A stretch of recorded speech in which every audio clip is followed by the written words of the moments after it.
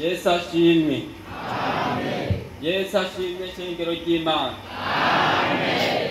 Turabaramukije mu izina ry'Umwami wacu Yesu Kristo. Amen. Twebwe ababatijwe turashimiye Imana yaduteye iryo teka. Turashimiye ababwiriza bacu n'abarimu badufashije mu kwitunganya. Turashimiye n'umwarimu wacu yadukwirikiranye mu nyigisho ndetse naho usanga twagiye turamugora akatwihanganira. Umwami Yesu amuhezagire. Amen. Turashimiye mwebwe namwe abo mw'ishengero, mwebwe mutatwinubye mwatwemereye ngo dusangire ibyo byiza byo kuba mu munyenga wa Yesu Kristo. Amen. Turateye intege abari batoyi bacu bari inyuma yacu bariko baritegurira kubatizwa, kugira ntibacike intege, bamenye yuko bakwirikiye inzira nziza. Muririmbyi umwe niwe yaririmbye ati kugira impanuka si ukugongwa n'imodoka gusa, ahubwo gupfa utamenya Imana ni impanuka. Natwe rero turabipfurije gukurikirana Umwami Yesu Kristo. Rero Imana yaraduteye iteka iraturosa agasimba ngaha, twari tukazanye kugira kazoba umushinge mu kubaka ingoro yayo. Umwami Yesu abahezagire. Yesu nashimwe. Yesu nashimwe shengero ry'Imana.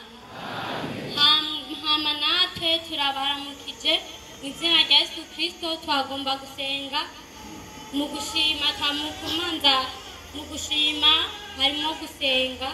Rero twagomba twese ishengero ry'Imana duhumirize dushimire Imana ko yatugiriye neza. Dusenge dushimire Imana ko yatugiriye neza.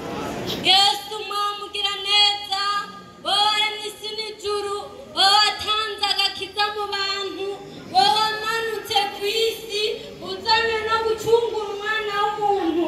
Yesu Kristo ugira neza, wowe turagushimiye kutaba umwana w'umuntu, kuko iyo umwana w'umuntu ntwari kwemera kutukangereramo, ntiwari kwemera yuko twebwe ko dupfana nawe,